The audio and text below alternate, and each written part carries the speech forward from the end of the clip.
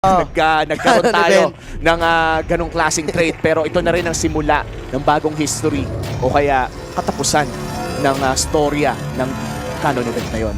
Let's enter the drafting phase of Game 1 of this best of 7 series. Blacklist International representing the Philippines, Nonic representing the Indonesian squad. Ano kaya ang magiging sides nila dito? Magiging napaka-importante nun dahil iba ang tendencies nila. It's going to be Blacklist on the blue side. Red side naman, that's Onic. Yun na nga ang magiging simula ng ating drafting phase. Respeto kaagad kay Kiboy. Ganun na rin naman yung pagtanggal ng Fanny ni Kyrie. At syempre, ano pa nga bang gagawin ng Onic? Haka-Venus na! Oh, Haka-Venus sa magiging strategy nila. And kung pupuntahan natin ang blue side tendencies ng Blacklist International ay madalas talaga nagpa-priority sila ng Novaria. Kahit if first pick na yung Novaria, okay lang sa kanila. That's mainly because kahit makuha ng Onic ang Valentina, ay hindi naman magiging okay masyado yung mananakaw. Kumbaga yung Astral Echo lang yung mananakaw. At bukod dyan, flex pick din kasi ang Novaria between Yue and Oh My Venus. And pwede ring magkagora si Yue na hindi rin ganun kaganda kapag Valentina yung kalaban. Mahirap yun kasi pag ninakaw mo yung yin yang overturn, hindi gaanong magagamit.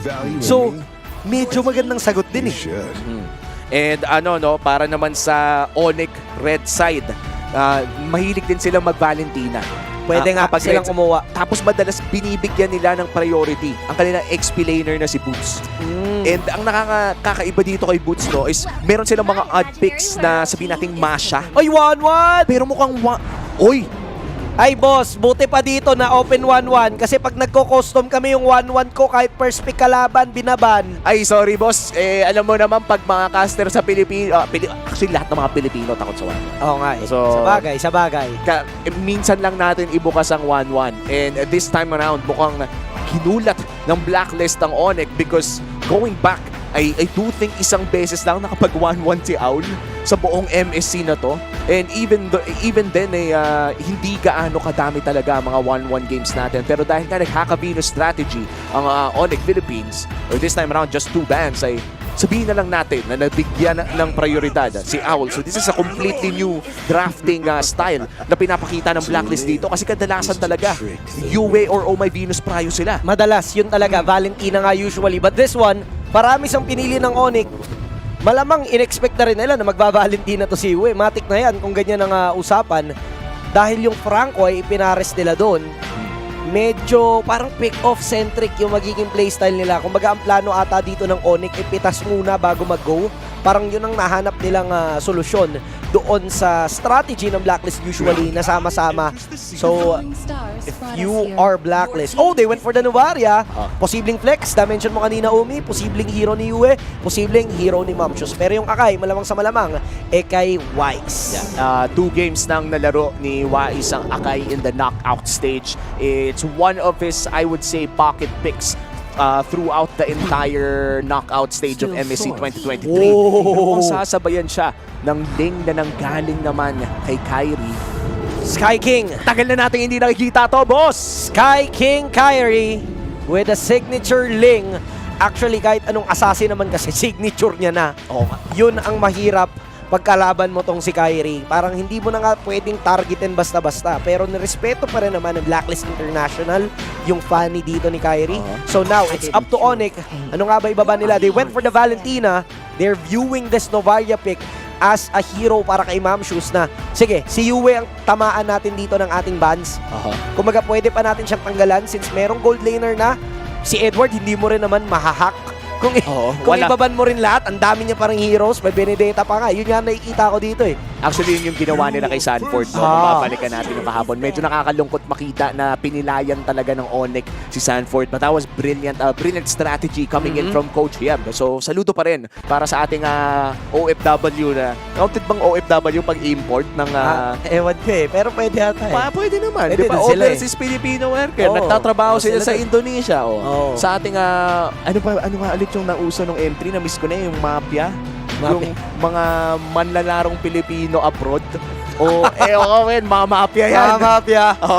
Mafia. Nakakamiss na, no, yung community. So, kayong mga nanonood dito na matagal na ring fan ng mga teams na to, hindi na malayong kilala nyo yung mga maglalaro dito. And grabe, And kung bagong dating kayo dito sa MLBB community natin, no? Lumalaki pa yung laro. And tamang-tama lang yung pagdating nyo dito. But to close off the bands on the side of Onyx, tatanggalin nila ang mga Yue pickups katulad na lamang ng Farsa at Valen. I mean, what if all this time, yung Novaria ay kay Yue pala? Tapos si Oh My Venus biglang mag-Minotaur. Magandang sagot din yun para dun sa kalaban. But Arlot is open. Pwede gamitin to on the XP para kay Boots. Pero kung hindi man kunin yung Arlot, pwede kunin pa rin ni Edward. Pero Oh My Venus, tingin ko nga talaga yung Novaria, mid lane. Tapos magmi-Minotaur sila sa dulo. Pero medyo matitendit sila sa damage. Paano nga kung may 9 games nila ang buong mundo by forcing a Novaria roam in their matchup Para against lang mag-mid lane Cambodia? sa finals. Para lang isipin ng Onyx o kung sino mang katapat nila na roam ang ilalabas nila Novaria. Kaya nagkakaroon tayo ng mga ganitong klaseng mind games. Pero inuna nila ang gold lane except at ihuhuli nila yung kay Bots ngayon. Bats na nga ang last pick ng Onyx, Blacklist International. If you're Blacklist, Novaria yung pinangsaygo nyo, you go for the Minotaur. Arlot, na-mention na rin kanina para kay Edward. Oh My Venus hero. It's either a hero for Yue. And there you go! Ayan na nga! There you go! Ayan na, boss! Mainit tayo, boss! Nasay ko kayo, boss! Nasay ko, boss! Nilabas nila Novaria Rome 3 games Cambodia kalaban. Para isipin ng kalaban nila dito na iro-roam ng Reyna. Nasay ko kayo, boss. Unang move pa lang Unang yan. move pa First lang. move pa lang yan, boss. Nandito kayo sa Queen's Gambit. And kuwang-kuwa nga talaga yon dahil nga all this time, nakita natin, and kung mapapansin mo, yung Yue, usually nagsiswitch out yung mga heroes dyan. Pero nung nakita ko na Yue, mid lane, siya yung pinag-pick ng Novaria, parang naramdaman ko na rin talaga na sa kanya yan. Last pick, you go for the hero of Boots. And they went for the Uranus. Kunat talaga. Kumbaga, taga-salo nung mga lipad or crossbow of tongue ng isang 1-1, parang ito yung nahanap nilang solusyon para doon sa kukulitan ng draft ng Blacklist. And I have to say, this is also a great pick against the Arlot at kailangan talaga nilang mag-watch out doon sa kayang itangke na damage part dahil kahit hindi mag-Winter Stanchion yan ay kayang-kaya niya sluhin ang buong damage ng isang 1-1. Kailangan nyo rin mag-watch out sa Spark Power prediction dahil some point in the game, a poll will show up. You only have until the timer runs out to comment your predictions with the hashtag SmartPowersMSC 2023. One lucky commenter per match who guesses correctly will win a redeemable in-game code. Tandaan, keep an eye out for that poll. Malapit na magsimula ang game number 1 of this best of 7 series. Matagal-tagal ang gabi na to. Pero kung ako lang ang tatanungin, sana i-4-0 na ng Blacklist. Boto ng Orado, 4-0. I-manifest na natin yan. Magsisimula na ang laban ng Blacklist International laban sa Onyx Esports Game 1 para sa Grand Finals ng MSC 2023. Mainit na agad, drafting phase pa lang. Ito yung mapapaisip ko eh. Iniisip na pala ng buong coaching staff ng Blacklist last series pa. Pakita natin yung Novaria Rome ng Reyna para isipin ng lahat na ito yung ipipick ni Venus pero biglang binigyan ng Mino. Minotaur pa rin talaga. Napakagandang dabog nito ni Oh My Venus ang magagamit nila up against doon sa Faramis pick. Alam naman natin na ang Blacklist International mahilig din sa Faramis pick. So alam nila kung anong sagot dyan. And what better way to put it pa nga is kung sasagot ka ng Faramis, crowd control na AOE din. Kumbaga dikit-dikit kayo at lahat kayo masasaktan. This time no for Onyx, I would say na medyo may kalamangan sila kung umabot to ng mga later parts of the game. Dahil nga sa isang Ling na meron sila na damage type, tandaan nyo guys ha. This is an assassin emblem na Ling na matagal na natin talagang hindi nakikita. Madalas nakikita natin Jungle Emblem, di ba? Talagang pampabilis. Si Kyrie kasi yan. So, hindi mo pwedeng questionin yung si Kyrie. Kumbaga pag sinabi, ba't siya nag-killing spree? Si Kyrie kasi yan. Ay, bakit ikaw hindi ka magkilig? Hindi kasi ako si Kyrie. Hindi kasi si Kyrie. Ganun lang naman eh. Si Kyrie kasi yan eh. Guys, alam naman natin kung bakit na na-import dahil malakas talaga Malakas siya. talaga. And ito gusto ko lang sabihin sa Santino, itong 1v1 matchup dito sa XP lane, lugi pa Arlot dyan. Lugi Arlot sa Uranus. Oo, dahil kasi ikaw, alam ko, XP man ka eh. nakakainis katapat yung mga marunong dumikit sa'yo. And shoutout nga pala kay Midnight kasi siya yung nag-heads up sa akin nun. Men, pag tinapatan ka ng Esmeralda o Yura as Arlot, hindi siya masaya. Kasi lagi ka nang didikitan. Oo. Tapos di mo may utilize yung vengeance mo, only dash. Pero nahanap din nila yung solusyon dun sa pag-aalaga ni Yui dito on the XP lane. Ganun din ginawa ni Sans. Pero usual lang na rotation to na yung mid laner pupunta sa XP lane before the turtle spawns.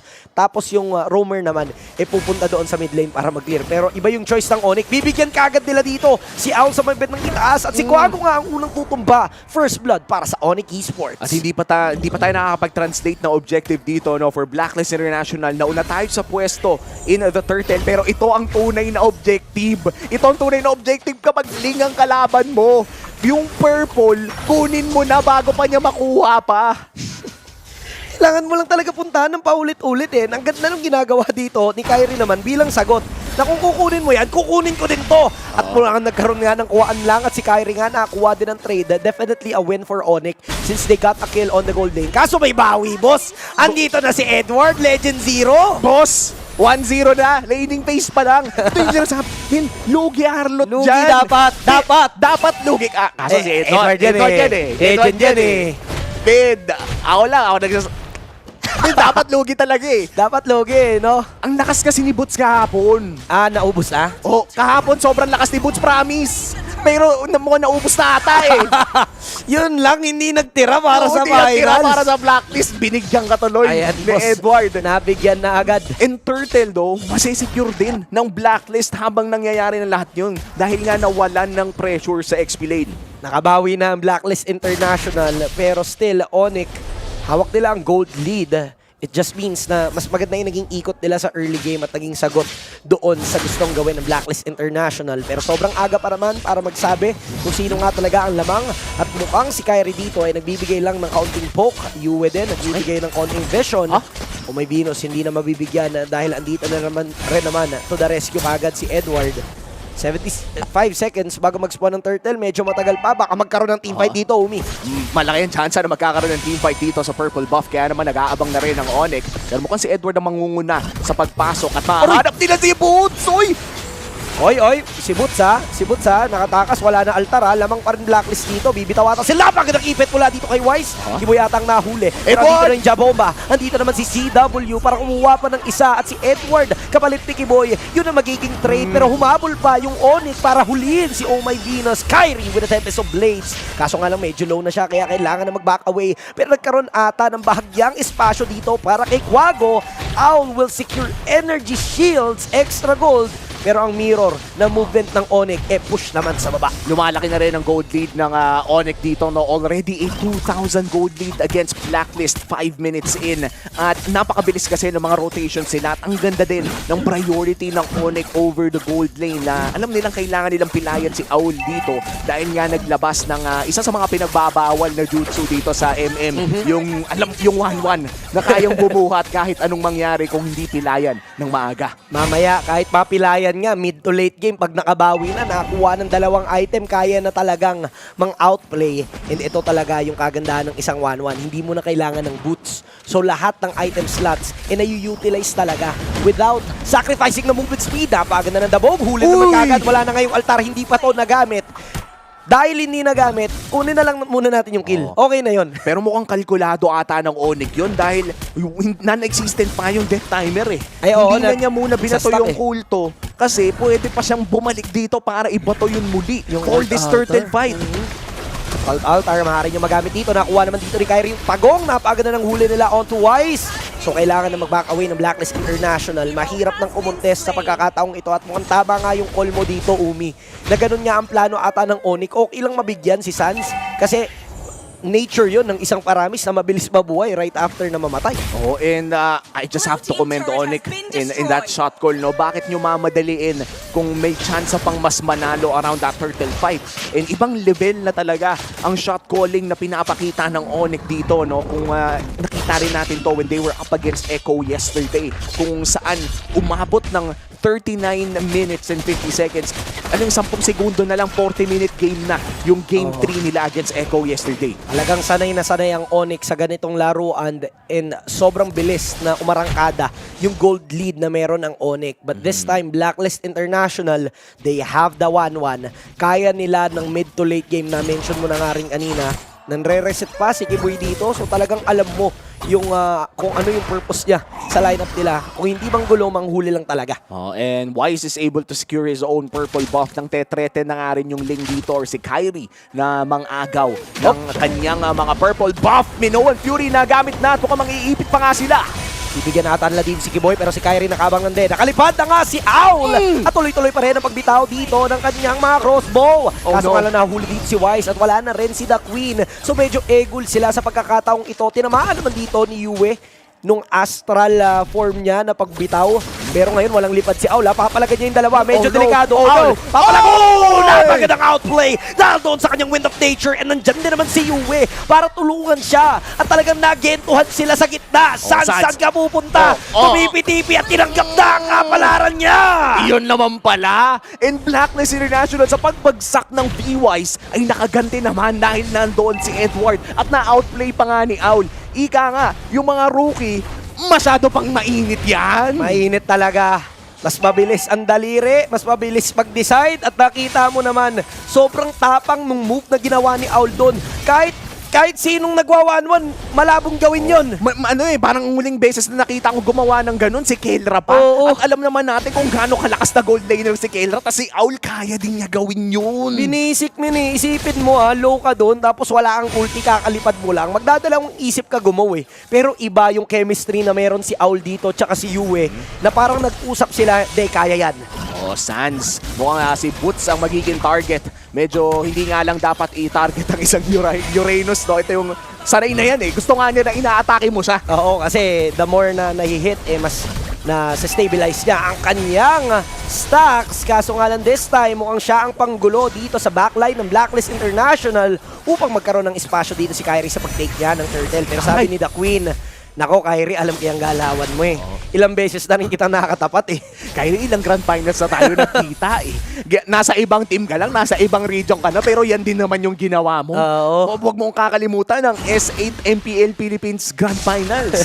Huwag niyong kakalimutan ng M3 Grand Finals. Ilang beses nang nagkita ang mga kupunan na to. At ngayon ang unang Lord ay very low na dito sa mukha ng Blacklist International. Kakaroon ng agawan, naabot pa naman si Kyrie, pero si Wise naman nakapwesto dito. Retrian malalaman, nakuha pa to ni Sky King Kyrie. So kailangan na mag-back away dito ng Blacklist International. Kulang sila ng dalawang miyembro. Final slash mula kay Edward. Papalagan niya with a vengeance, pero si Boots ito bitipi-tipi lang dahil alam niya kung gaano siya kakunat. And dalawa na lang ang dedepensa. Dalawang rookies dito ng Blacklist International. Low naman yung members ng Onyx. At mukhang kaya pa nga si Yue. Ayaw bitawan yung Torres sa gitna, but CW decided na hindi.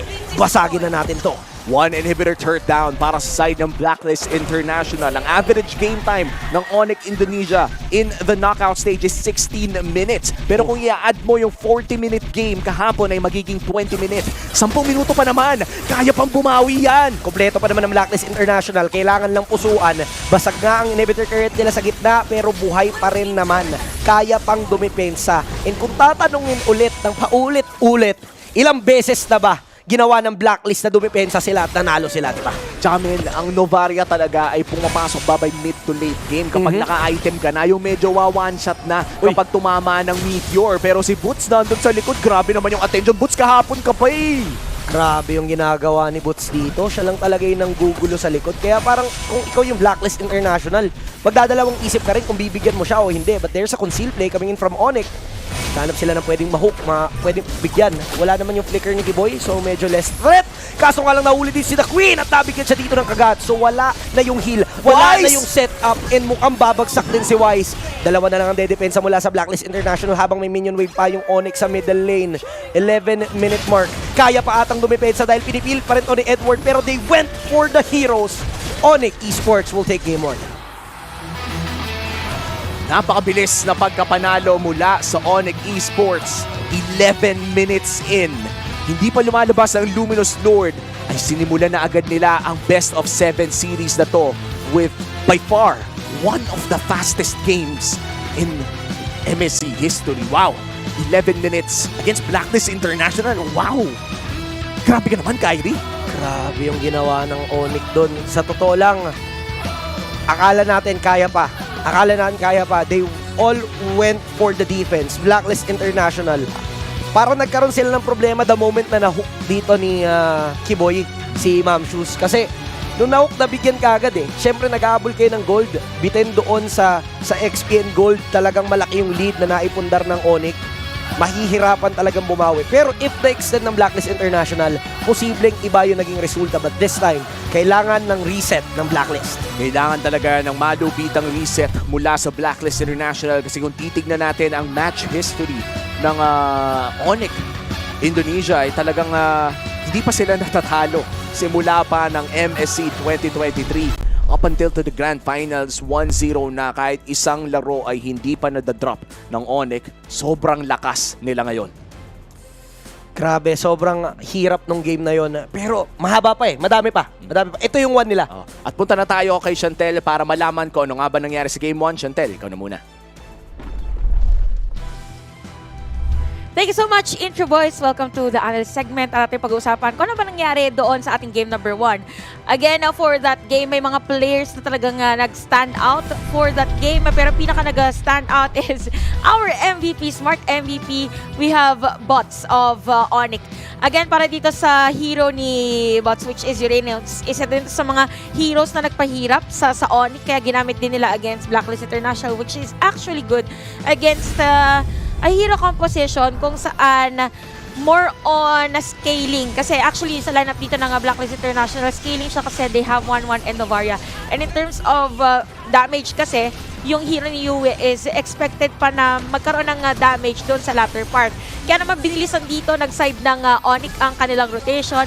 And again, napaka-crucial nung pagkakagamit dito ni Kiboy ng kanyang Franco, again with those hooks, and at the same time Bloody Hunt naging mahirap pa rin sa Blacklist International to deal damage against them. And for Kairi, ang dami niyang mga objective taking na for example, ito, sakto objective taking.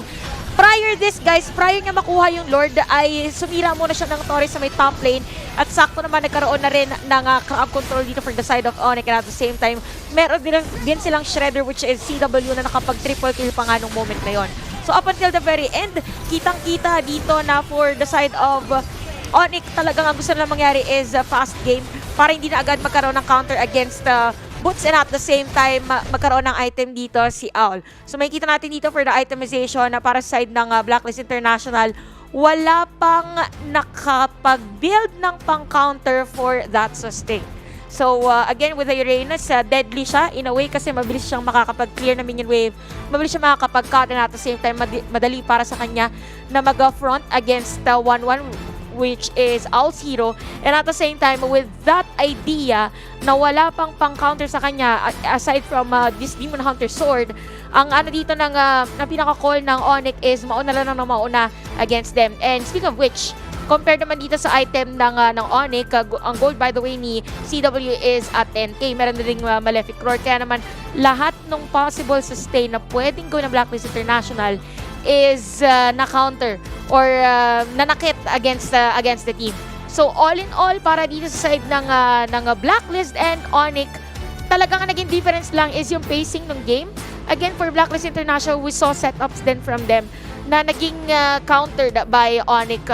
Hindi siya most likely. Makikita natin yon or nakita natin yon doon sa may bandang purple buff kanina nung Onyx. Anyways, makikita natin sa overall team statistics for Onyx, napakataas ng kill participation for Kairi. So, and again, sinabi natin na since kailangan nila na mabilis yung teamfight, kailangan nila ng sweeper which is Kairi. So again, ang tinawag natin na ang strategy ng Onyx is Clay Go, Clean as you go, kung saan merong mag-deal ng damage tapos diretso kill for Kairi from time to time. Again, for Onyx, it's really about the speed and pacing. But for Blacklist International, kilala sila as a team na mabilis mag-adjust, and knowing na ganon ang hero composition at drafting ng kanilang kalaban na team, alam natin na meron silang ilalabas na bago sa next na magiging game. So ano pang inaantay natin? Game number 2, nag-iinit pa lang ang ating laban. And remember, this is best of 7. Yan ang aking analysis. Tawagan na natin ang Intro Boys, Santi and Umi. Kayo na muna ulit.